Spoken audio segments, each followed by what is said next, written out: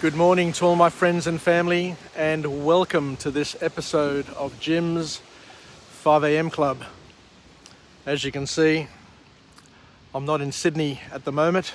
I'm up here at Port Stephens.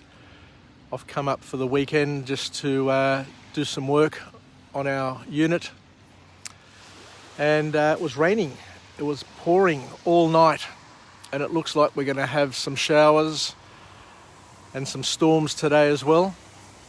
But I've been able to get out of the house to do a couple of 5am clubs, and this one here is coming live. So thank you for giving me the opportunity to join you on your Sunday morning. It's Pentecost Sunday for the Greek Orthodox, which is the 50 days after the resurrection of Jesus, when the Holy Spirit was sent to dwell amongst us.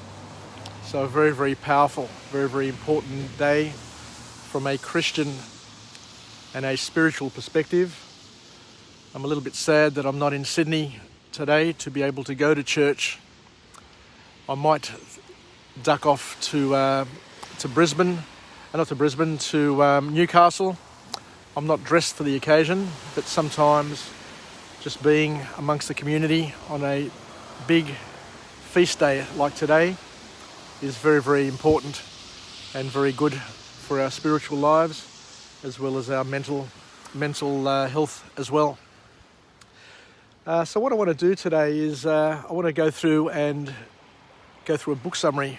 I sat down last night for 2 or 3 hours and put together quite a few book summaries. I don't know if you can see my notes here, but I've just got lots and lots of notes that I put together where I go through and just summarize book summaries.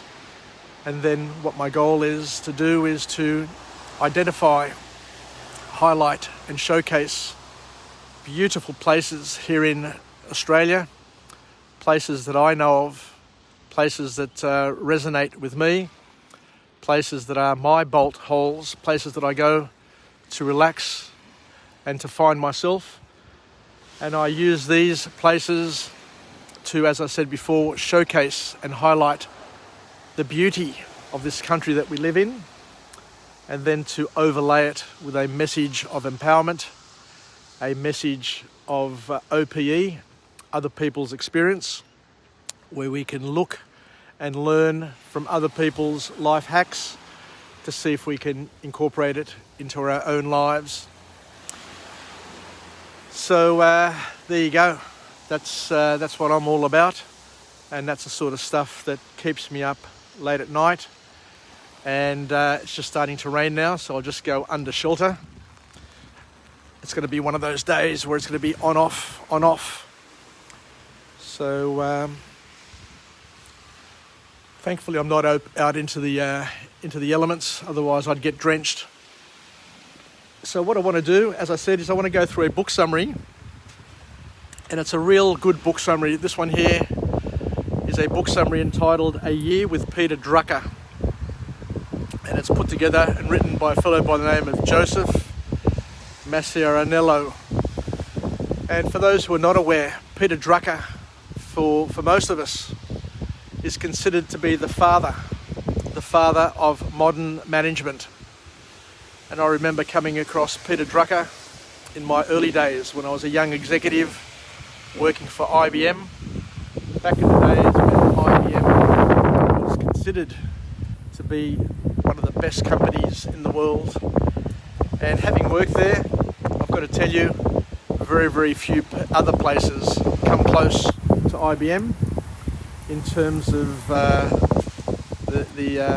skills, the work environment, and the learnings, I guess, that I got over the years. So Peter Drucker is one of those people who can take the complex and turn it into something very, very easy, very, very simple to understand. And his examples are so interesting, as I said before, and powerful. So Peter Drucker kicks off his book summary, or his book, with the statement that there is nothing quite so useless as doing with great efficiency that which should not be done at all. The rain's starting to pelt down now, so I'll try and stay dry, and I don't know how much wind buffeting we're going to get, but I'll do my best. So one of the beauties of this technology that I've got is that you can experience vicariously exactly what I'm experiencing at the moment from the comfort of your own home. So let's see how far we can get through this book summary before I need to interrupt the coverage. There is nothing, wow. Let me continue. I'll try and keep my focus. So the author here kicks off his book summary by talking about the importance of using feedback analysis. And feedback analysis is basically reaching out to the people around you and seeking their feedback. So what the author here is saying is that by feedback analysis, by talking to people, by talking with your mentors, your managers, your customers, your children, your parents, your family members, each and every one of those people know you in a different way. They have known you for over many, many years, and what you can do is you can use them as a source of your growth and development. So what the author is suggesting here is you can figure out your strengths and weaknesses by indulging and by bouncing off the feedback that you get from those people around you that you trust and respect. And this author here is very, very big on journaling, as are many authors that I've come across. And as Steve Covey said many years ago, it's important to read a lot and to have a big library. But the most important books to have in that library are the books that you have written yourself. So this is based on the concept of journaling, having books where you write down your own thoughts, you write down the feedback that you get from others, the lessons, the wisdom that you acquire through life, and you save it as your own texts. So the author here says that the art of journaling is critical to building you into a better version of yourself. So we talk about journaling here, and this is really, really important. The next thing that he says is really, really important because it allows you to learn how to make decisions and how to hone and fine-tune the decisions that you make in your life. He said that every time you make a major decision in your life, be it go to university, get married, get into a relationship, start a job, start a business, whatever major decision you have in your life, become a parent for the first, second, third, 10th time, become a grandparent, you name it, invest in a house. Whenever you make a major decision, you invest in shares. What you should do is you should write down what outcome you expect. My wife always tells me this. My wife Paula, my life partner, my business partner, always says, why are we doing it?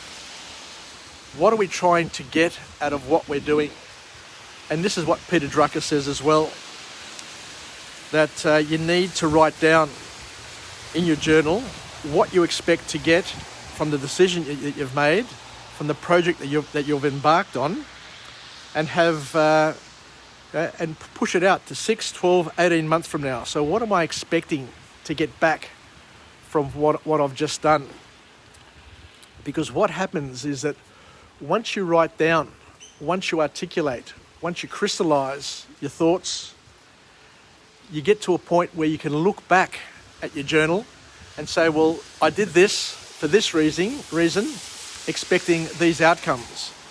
And then when you get 6, 12, 18 months from now, you can look back and see whether or not you're on track or off track. And what it does is it helps you build your decision muscles. It helps you build your prediction muscles to make you better at making decisions, better at making predictions, and it allows you to learn. The most important thing is it allows you to learn about your life, about your decision style, and it puts you on notice as to whether or not you're on track, you're right, or you're wrong.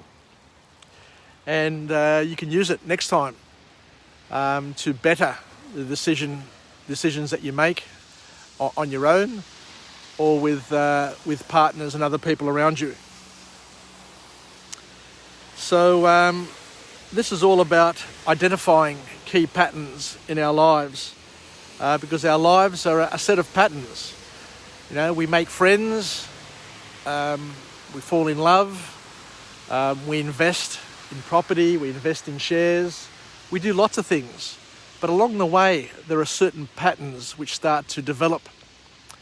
And what Peter Drucker is suggesting is that all of those patterns need to be observed, need to be captured, because they're recurring patterns in our lives. If we're having problems with our relationships over time, it may be because of some pattern in terms of our behaviour, in terms of other people's behaviour, but there are lessons there. Regardless of whether or not we've got good or bad experiences in our lives, Peter Drucker says that there are patterns there that we can learn, we can capture, and we can fine-tune and hone in order to live a better life and to be better at making future decisions based on what we've learnt from the previous decisions that we've made in our lives. Because with those patterns, with those decisions that we make, we learn what our strengths are, we learn what our weaknesses are, but we also learn what other people's strengths and weaknesses are as well, which is a valuable and a powerful lesson, according to Peter Drucker. Because just like the ancient philosophers, just like Socrates said, know thyself. Self-awareness is probably the most important thing that we'll ever have to base our lives on and to look forward to.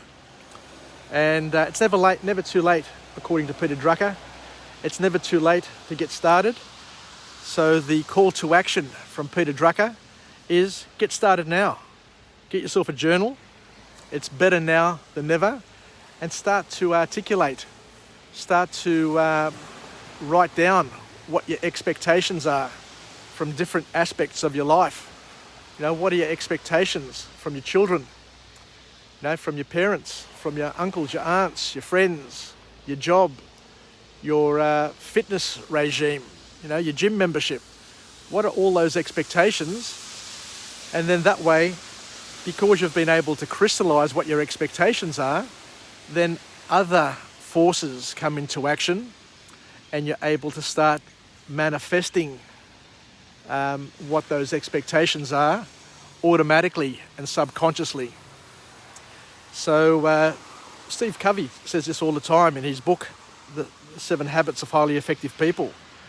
We need to begin with the end in mind, because otherwise if you don't know what the end is, or if you haven't articulated or crystallized in your mind the why, then chances are that you may never get what you want, because you don't know what you want.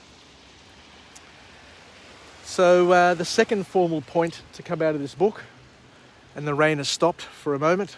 We'll see how long I can stay dry for, but it was pelting down before and the wind was coming in sideways, so it was going to get interesting if it just kept up that amount of drenching. So the second point that the author talks about here is a beauty. He says that we need to work on our skill to concentrate and on our information literacy. So it's all about concentrating our efforts and concentrating our forces. And I guess it's being targeted in what we do. So once again, having a purpose and putting all your focus into achieving what you want to achieve. And the other thing that he talks about is the importance of learning how to understand and interpret data easily. And I remember as a young guy at school in 3rd or 4th class doing comprehension, just as an example. And comprehension was all about reading, but not only just reading, but understanding what the text or what the information is all about. And it's one of the most powerful things that we can do in our lives, because gathering data, gathering information is easy. A lot of people do that. They're really good at gathering things, but understanding what it's all about is where the wisdom comes about. So the author here, Peter Drucker, in his wisdom, reminds us, it's starting to rain again, so I'll get under cover, that we need to focus on things that are going to deliver the maximum results. And his famous catch cry is, we mustn't major on minors. So focus on the things that are going to deliver the maximum results for the least amount of effort. Once again, this is the 80-20 rule, the Pareto principle, that you can get the maximum results with the minimum amount of input. But that's where the sweet spot is, that's where the honey is. But a lot of people never think about it. So what Peter Drucker here is saying is that we need to spend time, we need to plan, and that we need to identify what is the 1 or 2 things that I'm going to do in my relationship, what are the 1 or 2 things I'm going to do in my job, what are the 1 or the 2 things that I'm going to do from a health perspective that are going to deliver the biggest outcomes and the best results for me. But the author also, Peter Drucker also says, and this is an interesting one because I've never thought about this one before, but he said it's important to leave sinking ships early. So to be on the lookout for a sinking ship, so you're not wasting your time. It's important to persist, it's important to be hard-nosed, it's important to do all of these things, but it's also important to be perceptive and to identify the areas in your life that you're wasting your time in. So what the author is saying is that if you've got something, if you're working on something and it's not leading to anything substantial, then that may be a sinking ship, which you need to get off. You need to get off quickly and regroup and just get onto another ship, get onto another project. I like that a lot. So it's all about reading, it's all about improvement. And the last point that the author takes, and I won't spend too much time on the last point, is to remember to take a sabbatical, to take some time off, to once again regroup. And this is what a lot of us need to do. And I am at the moment on holidays. This is my 3rd week of holidays where I'm just doing nothing. Nothing in terms of work. But what I am doing is I'm just catching up, doing a few more 5 a.m. clubs. I'm reading. I'm refining my relationship with my wife, Paula. We've been to a few different places, done a few things, and basically just chilling out. So that's one of the advices. And I remember when I was working at IBM, that sabbaticals, and also at Allen's. I was working at Allen's, the law firm, and a lot of partners would take off for 6 months on a sabbatical and basically go and work for a non-profit organisation, or just do something completely different to the pressures that they were enjoying previously in their work lives. Anyway, I'll finish off now. So thank you very much for joining me on this episode of Jim's 5am Club. As you can see, I'm up here at Nelson Bay, and it's a cloudy winter's day. I was up at Zenith Beach yesterday doing a vlog. I don't know if you got to see it, but when I was filming the surf coming in, the surf was pounding and coming in, there was a dolphin that came surfing in on one of the waves and jumped out, which gave me a lot of joy. Just one of those things, being in the right place at the right time. So let me finish off with a positive affirmation. I'm alive, I'm well, I feel absolutely great. To my friends and family, stay connected, stay relevant, stay reasonable. And to each and every person out there, enjoy your Sunday. As I said before, it's Pentecost Sunday for the Greek Orthodox Christians, a feast day, a really important feast day, which comes 50 days after the resurrection of Jesus on Easter Sunday. And it's a day that the Holy Spirit was sent to be with all people. So hoping that all of us get to indulge with the Holy Spirit, to respect it, and for it to guide us in our lives. So I look forward to coming to you again from a different location with a different message, a message of empowerment, where we can be the wind beneath our wings, where we can learn something new, and we can live, learn, and pass it on. So thank you once again, and we'll chat again. Have a happy Sunday. Yassas, and bye for now. Cheers.